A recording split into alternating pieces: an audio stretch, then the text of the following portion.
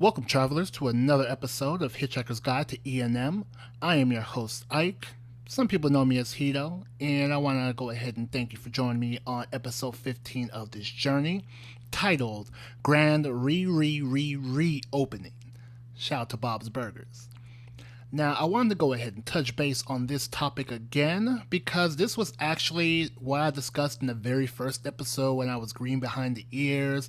Now, I'm just only a little less green, but I still feel like it's something to be discussed because a lot more people are looking at this as an option in regards to their current relationships, be it being single and going the route of non-monogamous or being in a relationship, be it for a long time, and seeking alternative ways to kind of liven up the relationship a bit or maybe even try to explore outside the relationship, especially those who are like high school or college sweethearts that are 10 plus years down the line and now they're trying to figure out like, is there something more that can be done to life versus what's going on?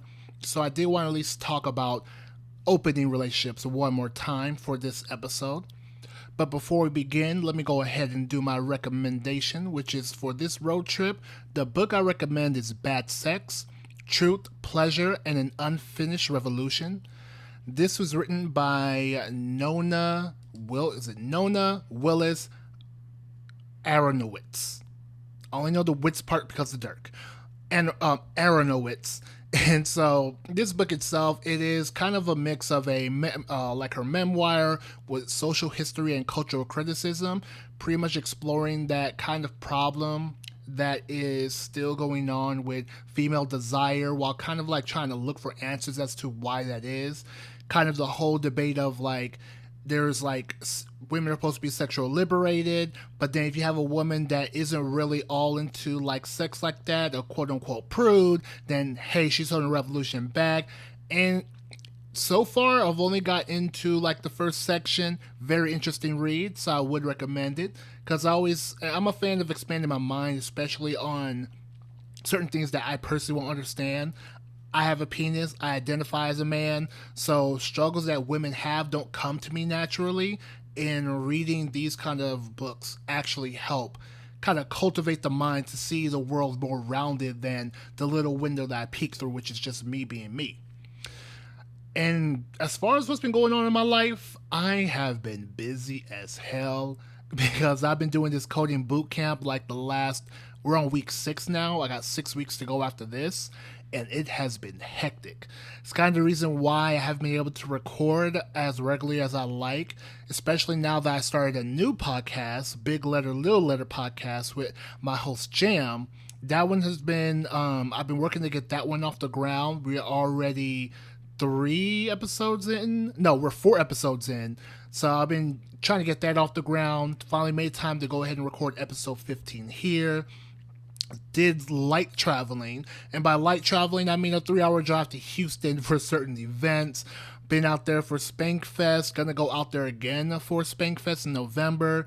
I was there last week because I do some Dom stuff and I was requested to go perform a scene at an event. Did I get paid? No, but this is like good exposure because no one really knows me, and the best way to kind of, be known is build a reputation amongst the kink community, especially because the black kink community is small. So it's a lot easier for me to get some kind of renown. I just gotta make sure I stay on my P's and Q's and show that I know what I'm doing. I'm good at what I do. But that's pretty much been my life. Coding bootcamp, light travel because coding bootcamp takes all my time. Me and my partner were doing well. She's got a new job elsewhere. Not gonna say so people don't be like, "Hey, do you go with that guy that be talking on the radio?" Yes, I call this a radio. That's all we're doing when we make podcasts. But yeah, she got a new job. She's getting adjusted to that, and not only to the job itself, but kind of like the changes, because since this job requires her to work overnight, then that means kind of leads to a drastic schedule change from what we used to have, where we would have X amount of time together, but now it's me being up for this coding bootcamp in the morning, and her being up like the small window afternoon. But sometimes I gotta go make some deliveries because coding bootcamp is not paying the bills, so I have to go like do some work, and then she'll go off to work. So it's kind of a balancing act. Um, Thankfully, this will be more temporary. Again, 6 more weeks of the camp, then I can go try to find a programming job. But it still is a bit of a struggle because any kind of drastic change, especially to routine, can be a bit detrimental, be it in communication, intimacy, sex. But it's one of those things where you gotta make it work and understand the why things are occurring. It'll be one thing if it was an emotional disconnect as to why certain things are lacking, but because things can be explained, it's easier to just revel in that knowledge and hold on until you can get past, the current rocky waves that are going on. But yeah, that's pretty much what's been going on in my life since I last recorded. And I want to go ahead and get into this episode because a brother got things to do in literally 30 minutes. So I'll try not to take most of your time. So, again, we're going to go ahead and talk about opening a relationship. Now, the whole concept of open is honestly open.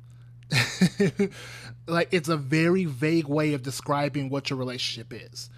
For some people, they use the term open, meaning I am allowed to go have sex with whoever I want. Other people, when they say open, I am allowed to date whoever I want. There's just a big chasm. It's just like saying you're non-monogamous without giving no direct explanation as to what that means. Now, some people use that vagueness for their own purposes, be it nefarious or otherwise, where they come back to the partner and it's like, oh, I thought you said we were open. Or they just kind of use that to sleep with someone else and say, oh, we're open, meaning, they're not really open. And it's very volatile. That term is very volatile for that purpose. So, open in a general sense means that there's going to be some extramarital situations going on in your dynamic. That's the bare bones definition. If you want to go deeper into it, you can, but let's just keep it as open means other people are involved within your relationship. Now, with the other people being involved, there is a level of discussion and negotiation that has to occur between those two that are looking to open that relationship. I brought that up before on episode 1. Be sure to give that a listen if you haven't already. But yeah, there has to be a level of discussion so that way things can actually be clear from the jump. But I think I kind of missed a few things when I was talking about opening up a relationship and what that can look like. So, I'm going to go ahead. This time I wrote some things down so that way it doesn't leave my mind. So don't mind me if I go to my reader voice. But yeah, so if you are the person asking to open the relationship, make sure you have your why. Why do you want to open up your relationship? Do you need more affection? Are you interested in more sex or sex with different people? Are there things you want to try that your partner has no interest in, like BDSM or hell, even going camping?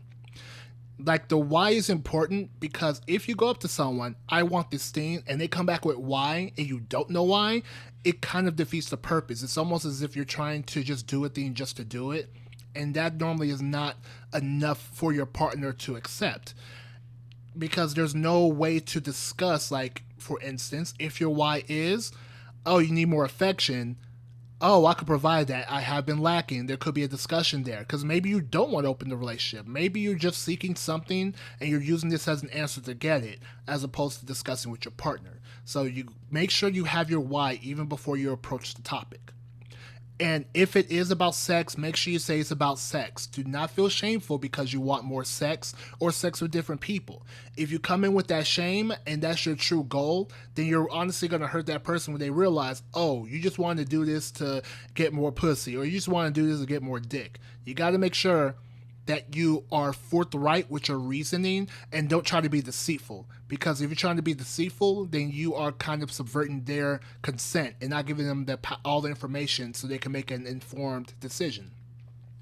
Now, when brought up to your partner, give them an opportunity to discover their why or why not. This is a big change and they are entitled some time to think things through themselves. Don't want to rush into anything.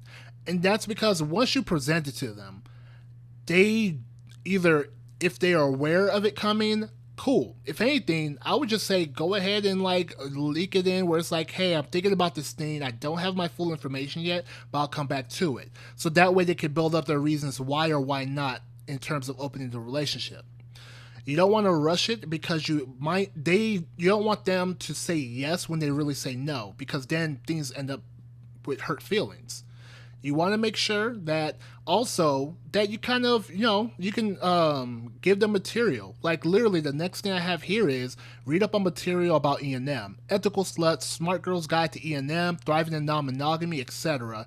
to understand, to like get a base understanding of E&M so you can have the language set up the dynamic that works for both of you. Because one person bringing up opening a relationship, it has to work for both parties. This is not, all right, I want it to open to work for me, good luck for you. That's not how partnerships work. And that same material can be passed on to your partner, so that way they can also see what it is that you are seeking or trying to discover. And it also will kind of give them some kind of light as to, oh, I never thought of it this way, because there's some things in these materials that once you read it and you realize, oh, there are multiple ways that we can do things. I only knew of this one way this entire time in my life. Now that I've read this, I can actually have a legit discussion with you into regards to how we may open this relationship up. Now, also work on or update your views on boundaries, both establishing your own healthy boundaries and respecting the boundaries of others. I recommend the book Set Boundaries, Find Peace. This woman wrote an amazing book in regards to something that we generally ignore because life is life in at all times. So we never even really think about setting certain boundaries for anything. There's still someone out here right now. It could be 2 o'clock in the morning. They are looking at their work email, wondering, what's going on at their job? What's happening? Like they don't have a healthy boundary from their workplace because you're off the clock, and yet you're still worried about what's going on at the job that you're not even being paid to worry about at 2 a.m. So you got to make sure that your views on boundaries are up to date, so that way you can properly set your own, and you can also understand the boundaries and respect the boundaries of others. Now, I am a proponent of challenging unhealthy boundaries. My best friend hated when I said that, but I still believe that. Like, if you have an unhealthy boundary, like you go into silent mode and you provide the silent treatment, I'm going to challenge that. That's not healthy. That's very toxic, and I would try to see if we can establish a middle ground where we can respect each other's boundaries in that way. Now, I do understand there are some people that do need time to decompress. That is a legitimate boundary, but a situation where I am upset, I am not going to talk to you at all because I'm upset, and you're going to have to deal with it. That's what I mean by looking to challenge those unhealthy boundaries. They discussed that in that book. I'm telling you, give it a read. You would have your eyes just opened up. Now, you must advocate for your desires, especially the person who was brought the idea of opening the relationship. Sometimes there will be fear from a person being asked, thinking on the side of not wanting it, but they must like, you got sorry about that. Sometimes there will be fear from the person being asked, thinking on the side of not wanting it, that they must do it in order to keep their partner, or if they do want it, do everything that their partner is saying so they can do it too. Both sides would lead, like, whichever decision that ends up, either way, you're doing it because you don't want to lose your partner, or you're doing it but not advocating for yourself. They're going to lead to regret and hurt feelings no matter what. So when I'm saying both sides need to advocate for their desires, yes, the person bringing it up, they have a little bit more information, they're a little bit more ready to like go the open route, and the person that is being asked may not be ready. They need, like I said, you got to give them time to figure out their whys or why not. But the thing is, when it's presented to that person, what will likely happen is, oh, I don't want to do this, but I don't want to lose my partner, so I guess I can try to go along with it and see how I feel. That's not good, because that is a coin flip, and if it lands on the wrong side, you're going to end up with a dissolved relationship anyways. Or on the other end, okay, you actually are interested and you actually want to make it happen, but they're giving these different demands and boundaries that you don't agree with. And instead of advocating for yourself, you opt to just go ahead and go along with it just for the sake of being open. That's also bad, because what if something that they said you do not actually agree with? You actually want to do, for example, no coworkers. That's a rule. And then in your head you're thinking, like, there's actually this one coworker that I am intrigued by. You have to advocate for yourself, like, all right, in general I get that, but there's this one coworker I feel a good vibe with. We haven't done anything, but I'm just interested to see what that might lead to. So I can agree to no coworkers minus this person. Like, you have to make sure you advocate for yourself, because if you slip up, like if you agree and then you slip up and break it, that is on you, because you did not advocate for yourself, so you are in the wrong. And lastly, I have here, all right, so there's so much more, but lastly, I want to say you must be aware of the risk. Asking could end your relationship in the immediate or in the future. Your partner is not your property, so they may leave you behind with no notice or sign of disdain. One thing that typically happens when people quote unquote open their relationship is they neglect to realize that their partner is not their property. They automatically think, oh, this person's going to be here throughout no matter what happens, without realizing they might find someone that they vibe and mesh with a lot more. They might find out, nope, I prefer to be monogamous, I'm just going to go ahead and leave. There are so many things that can happen in the in-between, so you have to be aware when you're asking, the relationship might end right then and there. Or, on the other side, the person that says yes, the relationship might end then and there. You say no, relationship might end then and there. Like, no matter how you look at it, a person is free to do what they want. The person is free to do what they want to do. Point blank, period. So you have to be aware of those risks when you ask and when you answer. So that's pretty much my updated version. Like I said, these 13 channels, I kind of picked up some things, I learned some things, and I'm kind of like, I feel like I dropped some good things here. Hopefully y'all enjoyed that. I do want to go ahead and take a quick break. I will be back to actually kind of cover something that I picked up listening to a different podcast that wasn't about E&M, but they had an E&M question. So that'll be a fun little quick tidbit. But yeah, one moment, I'll be right back.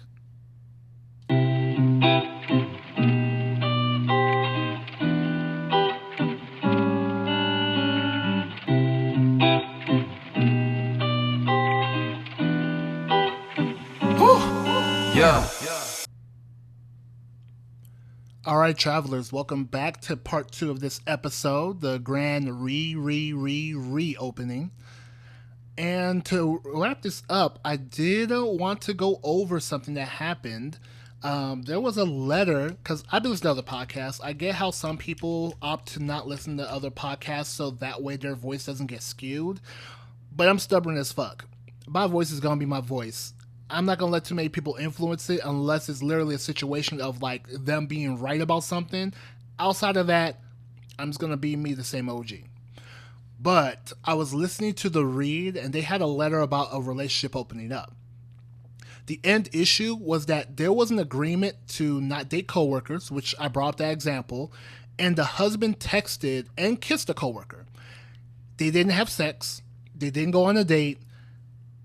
But he kissed a coworker and was texting that coworker in a, I guess, romantic, sexual, intimate way that the wife did not appreciate. And it didn't progress from there. Like I said, they didn't have sex or anything, but it still crossed an established boundary.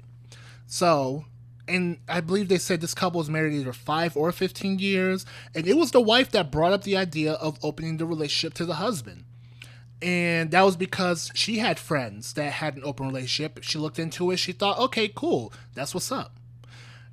Following that, she brought it to her husband. Her husband, if after married for 15 years, your wife comes up to you, you're thinking like, is she cheating on me? Did I do something wrong? That's too good to be true. Is this a test? Like, you just or you could just be excited, like, wait, we can go fool around with other people. Like, people be all antsy and jumpy, especially because this was written by a married black couple. So black people over here, like, trying to like dip into these E&M waters. But they had their discussions, they had their agreement, i.e., no coworkers, and he broke that. So, how I feel is, I feel she has a right, not that she has a right to be upset. Any human has a right to feel whatever they want to feel because feelings are everything. But for the purposes of a podcast, I will say that she has a right to be upset as those boundaries are needed for her to feel secure. Like, you don't make boundaries just for the sake of boundaries. I don't put a fence to keep out wild animals just because. I do it so I can feel safe wherever I'm living. Now, if he had these thoughts about his coworker, he should have brought it up during negotiations to at least get an exception for her.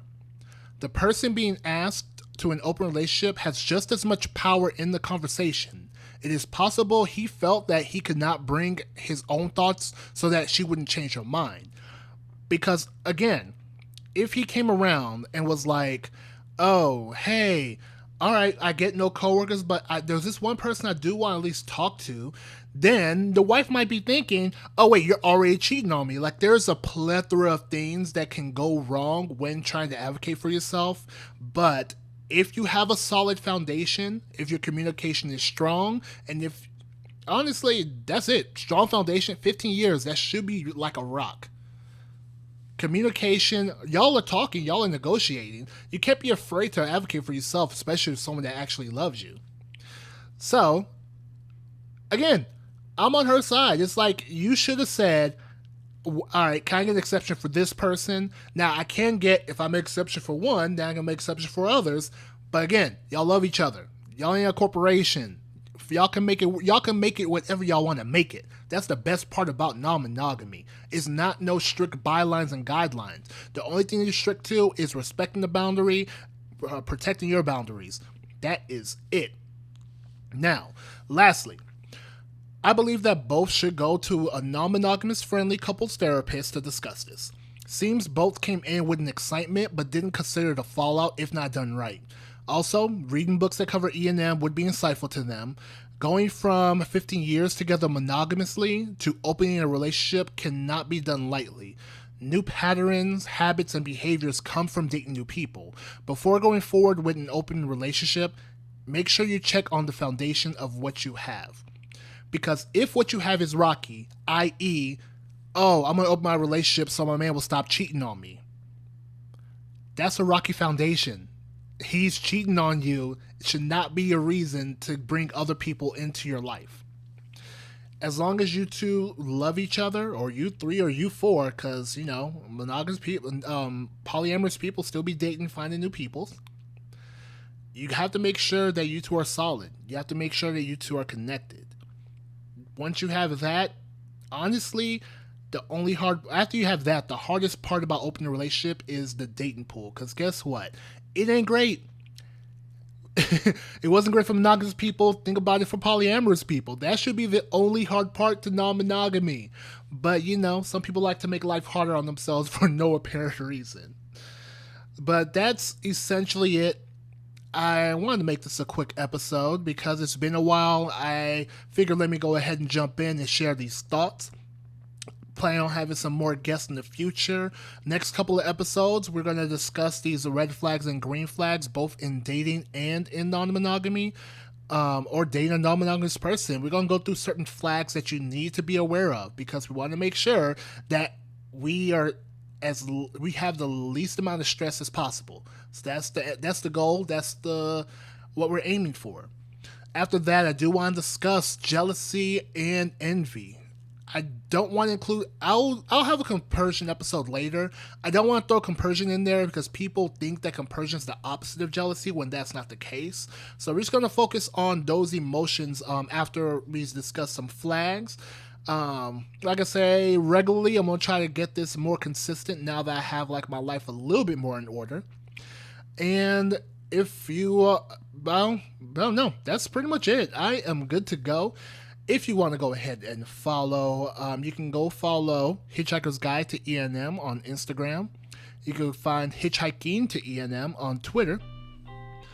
And just go ahead and drop a message, or you can email me at hitchhikersguide@gmail.com with questions, or if you want to go ahead and jump on and kind of discuss your own dynamic, kind of discuss what you're hoping to get. Like, if you're single, what are you looking for? If you had a breakup, what was that like? I like discussing these things. I like learning these things. But alright, travelers, until next time, make sure you look both ways before you cross these E&M streets. And I will talk to y'all later. Bye.